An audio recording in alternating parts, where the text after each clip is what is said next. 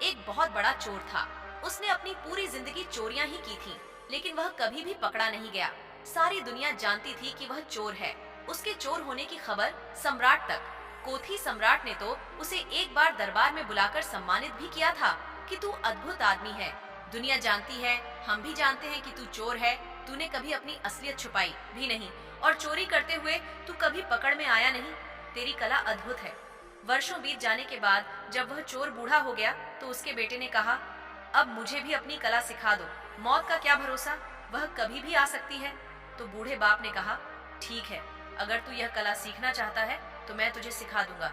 बस तू कल रात मेरे साथ चलवा। बूढ़ा चोर अपने साथ अगले दिन लड़के को लेकर गया। उसने एक घर में सेंध लगाई। लड़का खड़ा खड़ा सब देख रहा था। बूढ़ा चोर ऐसे सेंध लगा रहा था, इतनी तन्मयता से कि जैसे कोई चित्रकार चित्र बना रहा हो, कोई मूर्तिकार मूर्ति बना रहा हो, कोई भक्त मंदिर में पूजा कर रहा हो। ऐसी एकाग्रता, ऐसी तन्मयता, ऐसा लीन कि जैसे इससे कम में काम ही नहीं चलेगा। वह मास्टर चोर था। वह कोई साधारण चोर नहीं था, बल्कि सैकड़ों चोरों का गुरु था। लड़का खड़ा खड़ा कांप रहा था। ठंड का मौसम नहीं था, लेकिन डर के मारे उसे कपकपी छूट रही थी। वह चारों तरफ चौंक चौंक कर देख रहा था, लेकिन बाप अपने काम में मग्न था। उसने एक बार भी आंख उठाकर इधर उधर नहीं देखा। जब चोरी की सेंध तैयार हो गई तो बाप बेटे को लेक अंदर गया। बेटे के तो हाथ पैर कांप रहे थे, सांस फूल रही थी। ऐसी घबराहट उसे आज से पहले कभी नहीं हुई थी। लेकिन बाप तो ऐसे चल रहा था जैसे यह उसका अपना घर हो। वह बेटे को लेकर अंदर गया। उसने कई दरवाजों के ताले तोड़े। फिर उसने कपड़े की एक बहुत बड़ी अलमारी का ताला तोड़ा और बेटे से कहा, तू इसके अंदर जा। बेटा अलमारी के अंदर गया। अंदर हीरे जवाहरात जड़ित बेस कीमती वस्त्र थे। जैसे ही बेटा अलमारी के अंदर गया, बाप ने अलमारी का ताला लगाकर चाबी अपने जेब में रख ली। लड़का अंदर फंस गया, पर बाप कमरे से बाहर गया और दरवाजे के पास जाकर जोर से चिल्लाया, चोर चोर, और सेन से निकलकर अपने घर चला गया।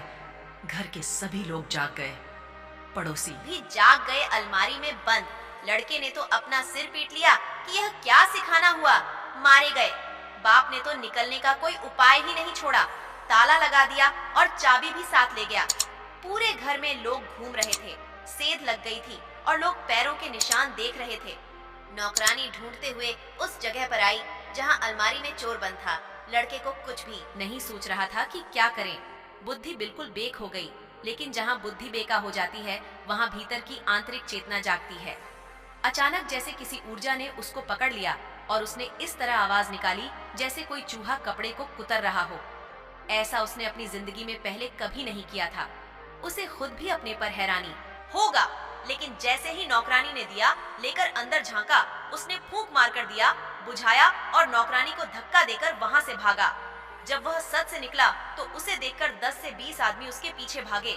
बड़ा शोर शराबा मच गया। आसपास के सभी लोग इकट्ठे हो गए। वह जान बचाकर भागा। ऐसा वह आज से पहले कभी भागा नहीं था।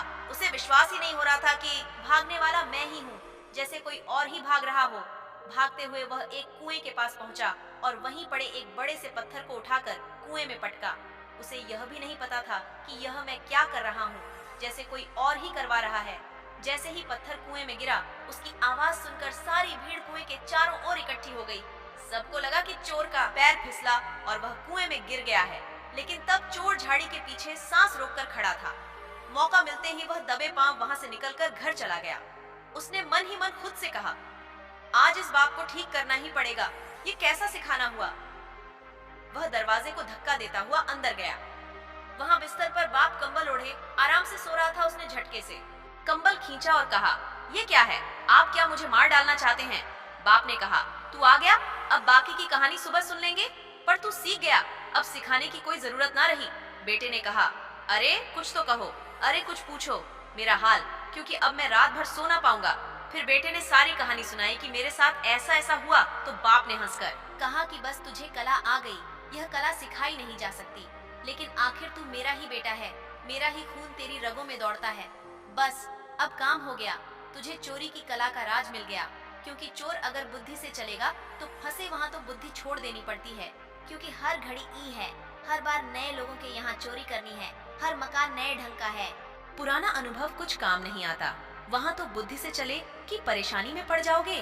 वहाँ तो हर पल जागरूक रहना पड़ता है। सजग रहना पड़ता है, वहाँ तो अंतः चेतना से चल पड़ता है। दोस्तों, ओशो अपने एक प्रवचन में इस कहानी का उल्लेख करते हैं। वह कहते हैं कि ध्यान की कला भी चोरी जैसी ही है, वहाँ बस होश चाहिए। जब बुद्धि अलग हो जाती है तो सजगता आ जाती है, और जहाँ सजगता आ जाती है वहाँ तुम जाग जाते हो, और जहाँ तुम जाग जाते हो वहाँ विचार अपने आप खत्म हो जाते हैं। तो दोस्तों, उम्मीद करता हूँ यह कहानी आपको अच्छी लगी होगी। सब्सक्राइब करें दिल से। धन्यवाद।